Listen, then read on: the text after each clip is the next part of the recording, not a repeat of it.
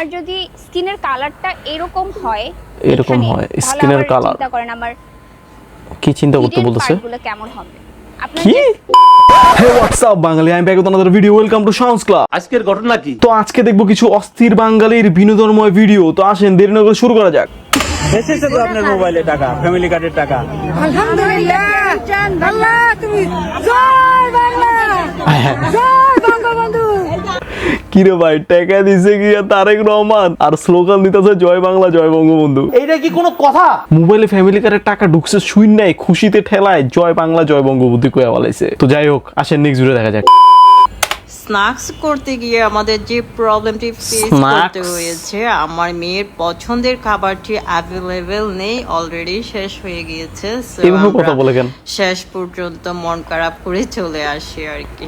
শেষ পর্যন্ত আমার মন খারাপ, ইটস মন না মন খারাপ। আন্টিটি মনে হয় অনেক বেশি স্মার্ট, তাই বেশি স্মার্টলি কথা বলতে গিয়ে স্ন্যাক্স রে স্ন্যাক্স বলে ফেলছে। মানে ভাই এত স্মার্টলি কথা কোনো না কোনো একদিন আমরাও বলবো। তো আসেন নেক্সট ভিডিও দেখা যাক।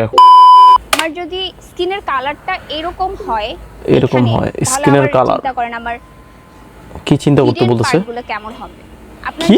এটাই চিন্তা করেন ওরা কিভাবে চিন্তা করে যে ওরা আমাকে 2000 টাকা 3000 টাকা হলে আমাকে। আপু কি বলতেছে এইসব?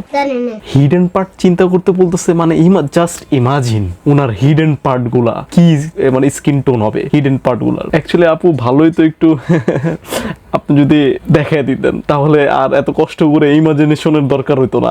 সঠিক বলেছেন, আপনার বুদ্ধি ভালো। তো যাই হোক আপু, যারা আপনাকে 1000-2000 টাকার কথা বলছে তারা হয়তো ঠিকই বলছে। আর আপনি যদি এতই সুন্দর হয়ে থাকেন তাহলে মেকআপ মারেন কেন? আর যেখানে আপনার হিডেন পার্ট চিন্তা করার কথা সেটা হচ্ছে এখন না রাতে চিন্তা করবেন না থুকু। তো আসেন নেক্সট ভিডিও দেখা যাক। আমি জানি না মানে এই ভিডিওটা কয়জনের সাথে রিলেটেড হবে। তো হাগার আমার কথা কথা হচ্ছে কিভাবে বলবো জামাইকে? মানে একটা চিন্তা আসে মাথায়। ইরে ভাই দাঁত না কি ওগুলা? কিভাবে বলবো সেটাও লজ্জা লাগতেছে।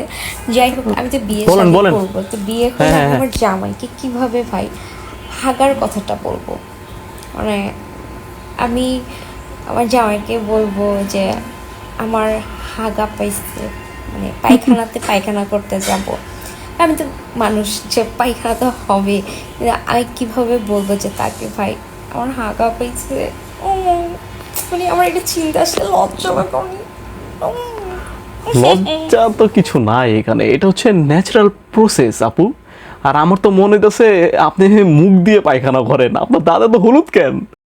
এখন দেখা গেল বিয়ে করছেন, জামাইয়ের সাথে বাসর রাতও করছেন, তারপরে যদি আপনি হাগা লাগছে সেটা বলতে না পারেন তাইলে আর কি বলবো? আর সেই বিষয় তো পরে, আগে বলেন আপনার দাদা তো হলুদ কেন? আপনার মুখে কে হাগছে নাকি আপনি মুখ দিয়ে হাগেন? এত হলুদ কেন দাঁত ভাই? মানে ভাই ওনার দাঁত দেখে তো আমার নিজেরই বমি আইসে পড়তেছে। তো এই দাঁত নিয়ে আমি আর কথা বলতে চাই না। তো আসেন নেক্সট ভিডিও দেখা যাক।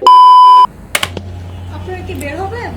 কি রে হ্যাঁ মায়া টয়লেটের উপরে কার উপরে বসে আছে? আপনি চেহারা লুকান কেন? বের হন ফালতু। রোজার মাসে এসব করেন না, নোংরামি। রোজার মাসে বলে কখন থেকে রাখতেছি, কত বড় লজ্জা শরম ছাড়া। ফালতু একদম চেহারা ঘুরাবেন না, বের হন। কট খাইছে আপু, বাথরুমে কট খাইছে। আপু তো পুরাই জান্নাতি, উনি বোরখা হিজাব পইরা বাথরুমে বয়ফ্রেন্ডের কোলের উপরে বসে আছে। তাও কি আবার বলতেছে একটু সময় লাগবে আপু বের হইতে। মানে উনি তো পুরাই জান্নাতি, 100% জান্নাতি। তো এইসব দেখা কেউ বাথরুমে গিয়ে কিন্তু এইসব করেন না, পরে কিন্তু কট খাই যাবেন, যাইবো মান সম্মান। আমি তো ভাই এটাই বুঝতেছি না এরা টয়লেটের মধ্যে এইসব করতেছে এরা কেমনে, আর এত সাহস পাইলো কেমনে? তো এইসব দেখার পর আমি এখন একটু টয়লেটে যাব, কিন্তু এইসব করতে না, টয়লেট করতে। তো আজকে ভিডিও ছিল এই পর্যন্তই। ভিডিও ভালো লাগলে সাবস্ক্রাইব করেন, আস্তে করে লাইক বাটনটা চাপ মারেন। দেখা হবে নেক্সট ভিডিওতে।